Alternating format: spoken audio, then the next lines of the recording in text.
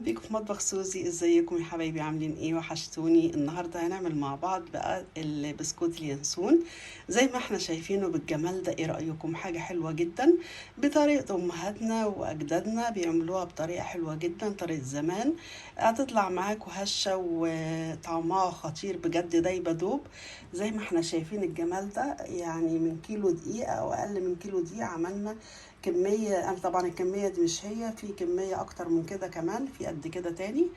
بصوا الجمال حلو جدا. يلا بينا على الطريقة والمقادير. طيب المقادير بتاعتنا: كوبايتين ونص من السكر البودر، طبعا لازم يكون يا جماعة منخول عشان بيبقى فيه زي حبيبات كده. ومعانا كوباية ونص من السمنة المجمدة، تكون في التلاجة، طالعة من التلاجة. ومعانا كيلو من الدقيق، احنا هناخد بس 700 جرام منه، وعلى حسب كل نوع دقيق طبعا، ممكن اكتر ممكن اقل. ومعانا بكوين من الفانيليا. ومعانا معلقتين كبار من اليانسون، يكون مغسول طبعا ومتنقي. وعدد 10 بيضات. لو البيضة صغيرة احنا هناخد 12 بيضة، لكن البيضة بتاعتنا كبيرة هناخد 10 بس. ومعلقة صغيرة من النشادر طبعا بيساعد على ان البسكوتة تبقى هشة. وباكو بيكنج باودر.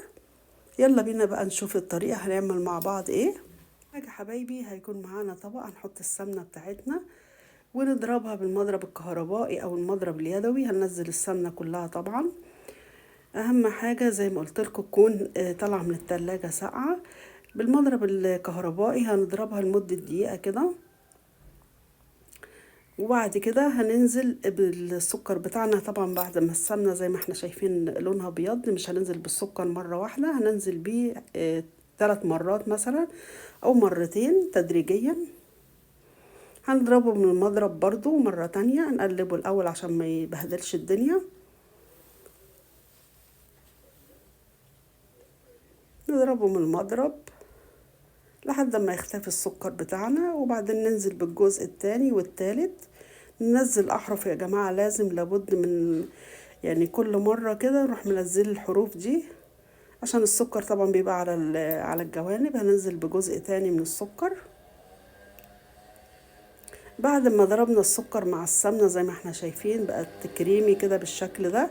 معانا البيض كسرناه في طبق. طبعا بنكسر بيضة الأول بره في طبق خارجي يعني، عشان نضمن طبعا البيض بتاعنا يكون سليم. هننزل بالفانيليا عليه. هننزل بالبيض يعني بيضتين مثلا، مش ننزل بيه مرة واحدة. ونضربهم بالمضرب الكهربائي برضو لحد ما يختفوا. وبعدين ننزل بجزء تاني لحد ما الكمية كلها تخلص زي ما احنا شايفين كده. هننزل بجزء تاني من البيض.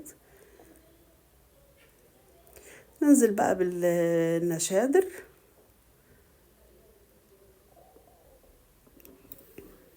حطينا النشادر نضربهم برضو ضربة كده بالمضرب الكهربائي.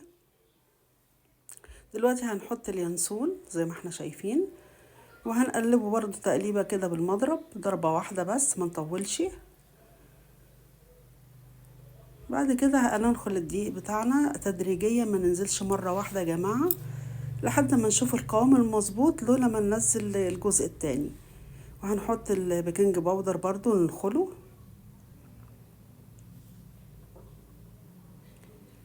جزء جزء نحطه، مش هننزل مرة واحدة زي ما قلت لكم دي. ونقلب لحد ما نلاقي القوام اللي احنا عايزينه.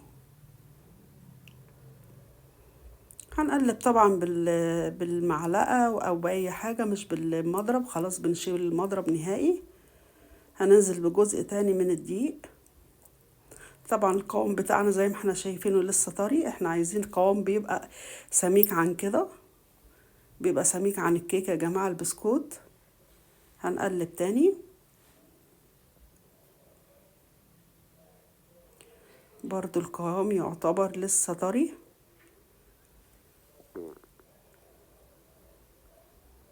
بصوا القوام زي ما احنا شايفين لسه برضو محتاج دقيق. هننزل بحبة دقيق تاني، وده القوام المظبوط. انا نزلت بالدقيق لحد ما وزنت الباقي من الكيلو. بقى 317 جرام بالظبط عشان ابقى دقيقة يعني.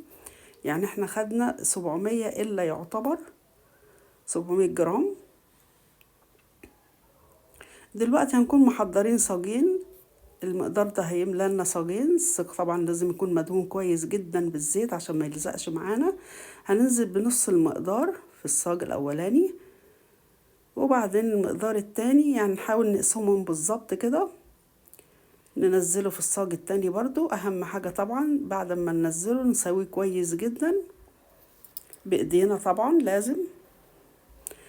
لازم نكون دهنين. ده منظر الصاجين بعد ما حطيت العجينة في الصاجين. معانا حبة زيت، هندهن ايدينا بالزيت عشان نساوي الوش بايدينا عشان ما يلزقش في ايدينا.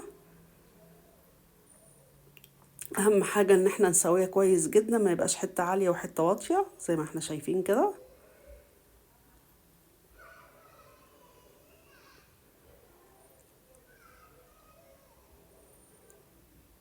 وده شكلهم يا حبايبي بعد ما سويتهم بايديا الاتنين زي ما احنا شايفين.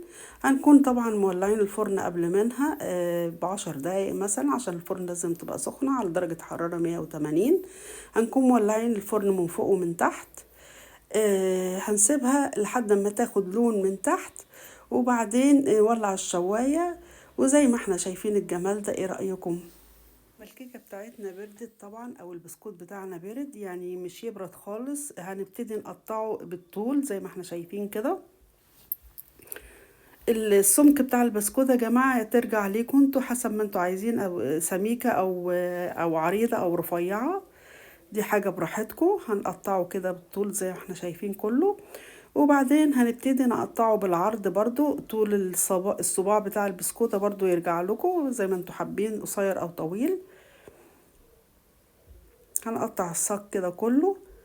ويا ريت اول ما نقطع بسكوتة نحطها مقاس يعني للبسكوت كله عشان نقطع عليه نفس الطول. هنطلع واحدة مع بعض كده ونشوفها. هنشيل اول واحدة كده وهطلع واحدة تانية من ورا. يا حبايبي شكل البسكوتة بتاعتنا بصوا قد ايه هي طرية وهشة جدا، وبص المسامات بتاعتها، ده دليل ان هي فعلا هشة وخفيفة وطعمها جميل جدا. دلوقتي يا حبايبي هنبتدي بقى نحمص البسكوت بتاعنا. هناخد صاج فاضي طبعا مش مدهون اي حاجة. بصوا البسكوتة، بصوا جميلة ازاي وطرية.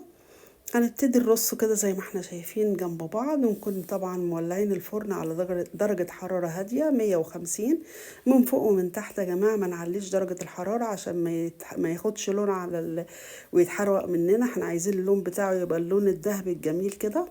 هنرص البسكوت كله كده جنب بعضه بالشكل اللي احنا شايفينه.